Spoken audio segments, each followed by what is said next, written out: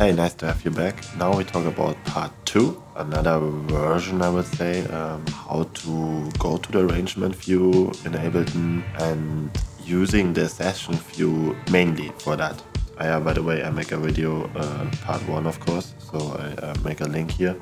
So you say, okay, cool, you show me how to do it in the arrangement view, but I really want to stay in the session view. Then this video is for you. Let's make it. We say we have a track, we have like some channels, 7 in total now, and they're all sounding nice in a loop.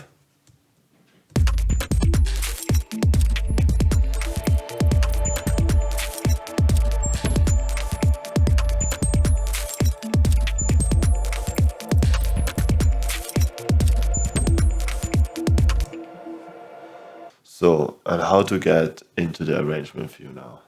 The thing is, in a way, it's easy. You just record and then you have it here. But we have to arrange still like the music itself. The first thing I always do is taking all the clips where all the clips playing in the same time, because we're thinking now in this like lines here. And all the clips in total I want like after the first drop. For me, a drop will be always marked red. Like you can right click here and just give him a color. And then it's red. You see? This will be a part where I have like maybe the kick. So I copy paste just the kick, but no bass. Then I solo the percussions for a sec. This one is also off. Then what we have here.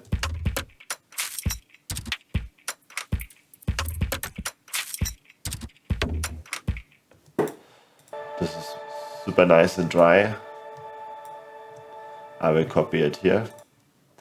What we have here, just a clap sound, we can have it. And we have the sample here. It's not a sample. It's a wavetable with my filter bank on top. Yeah, let's keep this one too.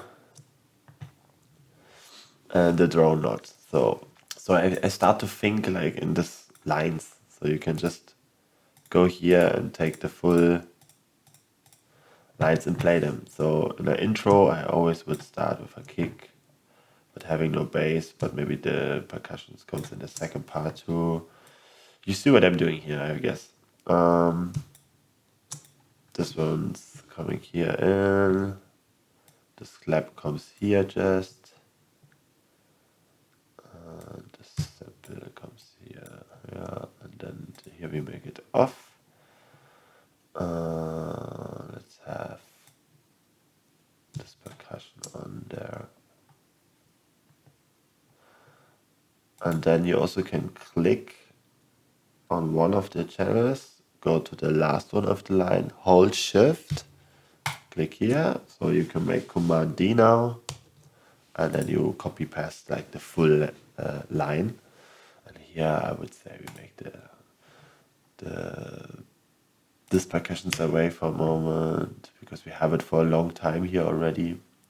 Then the clap can stay because we didn't have it for a long time. The sample we have for a long time now.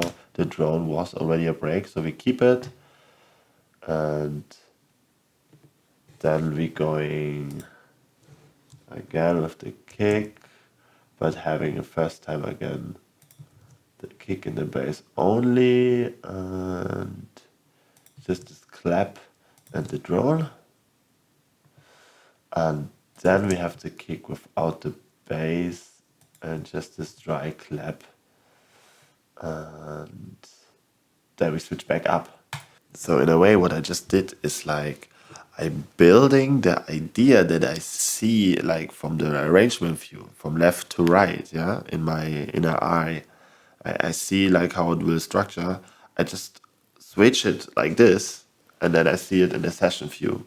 So what I just did is like building my arrangement view not here in the arrangement view, sondern in the session view, and thinking in the slides.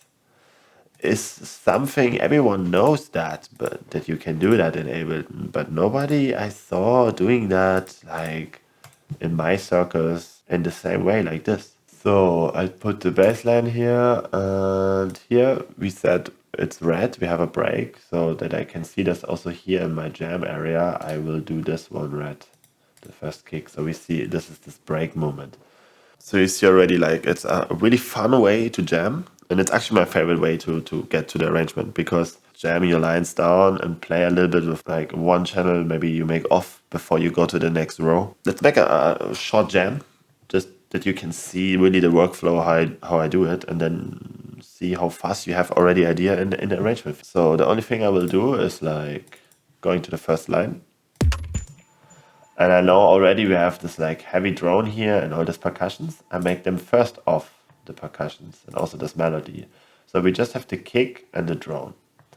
And then I will go one by one, putting elements in, and then I go in lines. And sometimes before I go to a, like, I don't know, a moment where bass comes in, maybe I make the kick off for a second. This is all I will do. Good. We push record.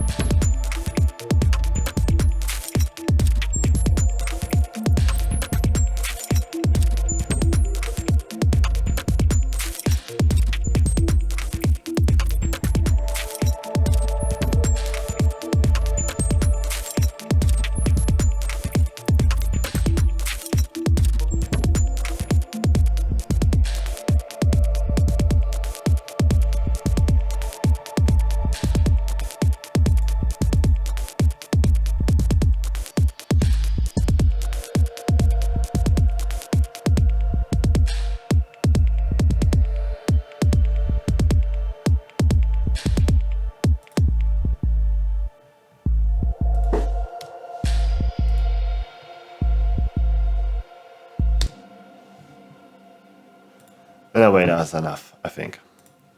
So you saw there was like moments where I realized, okay, wait, now it would be nice to have maybe one element more and keep it like one bar more. So I just put one of the row down. I just put like one element in where I know, okay, maybe this little clack comes now in, like this clap, like here in this moment, when we was on this line. I realized, okay, now this is like cool part before we go to the break. Maybe we keep it 2 bars, but maybe I can put already the clap here inside. So I keep the clap and then I change to the full line. So we have this break and then we go to the full one. And now here I realize like this drone is a nice endpoint. So I just fuck that line. So that is all I do most of the time. And then you're here and you see already the structure of the track. We did it now like super short for the video, but like in the last trick now, the first thing I do is like holding Alt and find this like sweet spot to close the channels, and then hold Alt to clean up, then making 2 new channels, call them fx1 and call them fx2, and then finding like just nice I don't know, samples you can put into moments like here. I see clear here is like a moment of a break, and I will just backward something here inside, something like this. I cut it out, I clean the rest, I put this one here and backward it, give him a fade, and then I have this moment of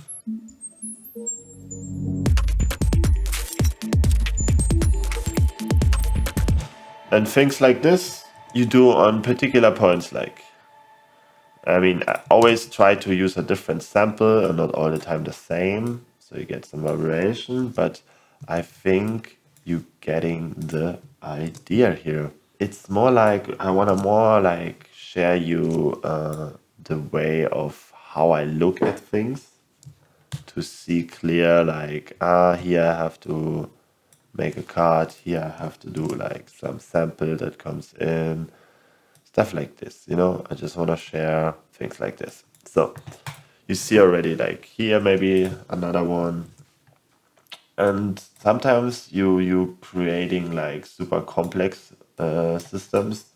So that's because I have two channels. So if you have another sample, you can just go here and like layer it with like another sample, or using it like this, and then having the fade like coming from this side. So it's like,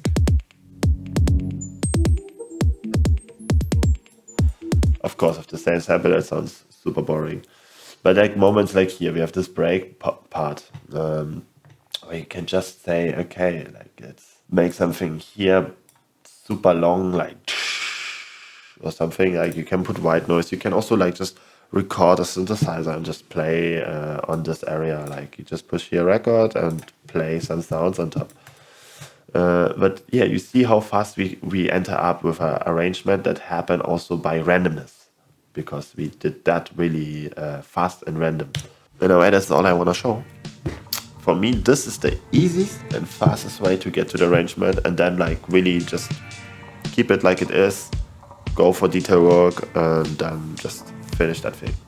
You always can come back here to the session view to mix, and this is all I want to show. Now you know how to finish tracks in Ableton, really easy. There's no excuses more, this is really easy. Like, just finish tracks, you learn by finishing tracks what you do next time better. Because when you listen to this track now, you love it maybe. 2 days later, you're hating it maybe. But I don't know, 2 years later, you found an old folder where this track is saved in MP3 quality, and you listen it and you're like, that was a great idea actually.